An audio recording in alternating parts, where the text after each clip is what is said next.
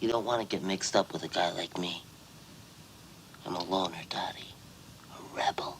I think Pee-wee is on to something here. This description of being a loner, a rebel, shines true in all avenues. However, not for Pee-wee, but someone else I have in mind. Today, I want to rank James Dean's complete filmography. These are his first 3 films and his last 3 films. And while it was a short career, I have a lot to talk about. James Dean acted in 3 feature films, 2 of which earned him Oscar nominations, and 1 which stands as the ultimate coming-of-age movie. I sat down with my grandpa one day and asked him what impact James Dean had on him. My grandpa was born in 1937 and was just a few years younger than James Dean, so you could imagine his young death was shocking to him. For those who weren't aware, James Dean was killed in a car accident on September 30th, 1955. He was only 24 years old. After speaking with Grandpa and digging through some old home videos, I found archival footage of my grandpa as a teenager, during the time he looked to James Dean as a hero. My grandpa said that he was a rebel in real life. He would go to Hollywood parties and wear jeans. He got criticized for doing that instead of a Hollywood suit. After a while, they stopped inviting him. My grandpa continues, he was just a cool guy. When I got a coat just like his, I felt like him, close quote. There are pivotal scenes in both Rebel Without a Cause and East of Eden in which James Dean's character confronts his father. My grandpa said that when James Dean threw his dad, kids were applauding him because they could relate to him. This footage is nearly 70 years old, and yet today James Dean still stands as an icon. Though his filmography is small, he made a name for himself. He cemented himself as the ultimate rebel, the ultimate loner, the ultimate misunderstood teen, and the ultimate cool guy. My grandpa wanted to be him. Even when I watch his movies, I'm so captivated. Just the other day, I was at a pizza place and found this poster hanging on the wall. For a man that died at age 24 and starred in 3 movies, he made his mark and continues to. In honor of his short but great career, here is James Dean's complete filmography ranked. Giant.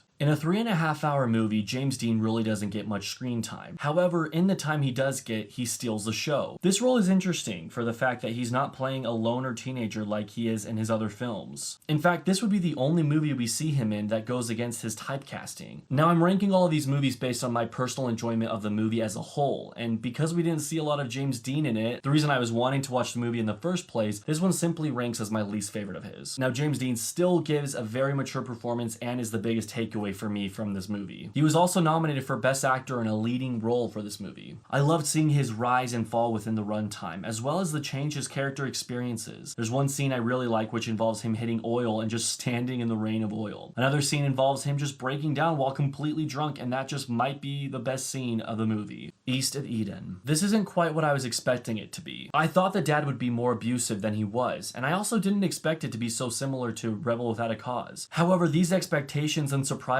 weren't false by any means to the movie, because I really knew nothing about the movie, except for the brief description IMDb gives. This was James Dean's first nomination for an Oscar in his short life, and I think he does great in it. The whole movie, I thought his performance was good, but it wasn't until the point where we get to the scene where it's his father's birthday party that I thought to myself, yep, that's why he got nominated for an Oscar. It's so sad that when the Oscars took place, he had already passed away. In fact, both nominations he received were both after he had already passed away. The birthday party scene really changed the movie around for me. It changed the movie from being just good to great. That scene really just breaks your heart, and it's the breaking point of James Dean's character, Cal. Now, Cal is such a sad character and so similar to James Dean from Rebel Without a Cause. Both of them just want love and to feel like they are heard. It was cool to see James Dean play 2 characters similar to each other at such different time periods of history. Here, Cal has such a big heart and only wants his father's acceptance. In that regard, the movie reminded me of Inception, especially the scene with Cal at his father's bedside. I love the characters James brings to life. He always seems so confident to me, and it makes it so easy to care for him and enjoy his performances. Rebel Without a Cause. I present to you a personal letter addressed to every teenager growing up. You know the movie. It tackles many emotions, including feeling misunderstood, hopeless, lonely, lost, and worthless. Genres include romance, drama, and coming of age. With these mindsets and genres, it never shies away from packing a punch with not one death but several. It's not your typical teen genre you see being released today where the main character is super worried about all their love letters being exposed to their crushes. It's simply a movie about Jim Stark wanting to feel understood and loved. And along his path, he meets other teenagers going through the same thing he's going through. We're introduced to both Natalie Wood's Judy and Sal Mineo's Play-Doh characters in the opening scene at the police station. We discover Judy struggles with feeling love from her father, and Plato struggles from a lack of having a parent figure, period. Jim always seems to find himself in bad situations. After attempts of just trying to fit in, he's already targeted by Buzz and the local cool cats of Dawson High. On a rewatch, I notice a lot more symbolism. For an example, the whole movie, Jim pleads with his father to be a man that can stand up for what he believes in, and ultimately to not be pushed around. Jim's father is always telling him, just wait until you grow up and everything will work out. He doesn't understand him at all. Yet later in the movie, when Jim runs after Plato into the planetarium, he tells a cop,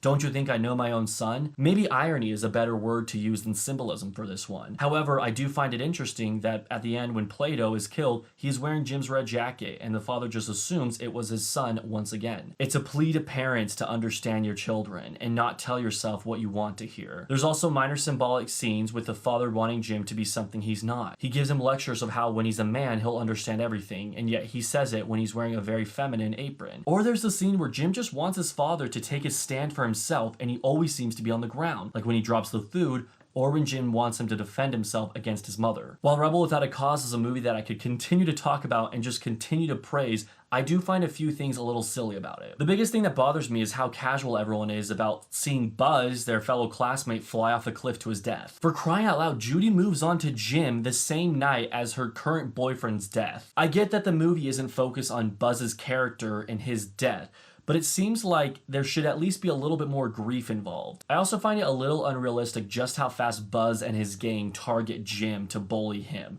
I mean, maybe that's how it was back in the 50s. I wouldn't know. I was born in 96. Now, no movie is perfect. I just pointed out flaws in Rebel Without a Cause, my #1 James Dean movie. But the fact of the matter is, when I think of Rebel Without a Cause, I don't think of my nitpicky complaints. I think about the themes of wanting to be seen and wanting to be heard. And most of all, I think of James Dean. Not only my grandpa's hero, but the coolest guy to ever stay in Hollywood. In honor of James Dean's short life, this is my ranking. Thank you for watching.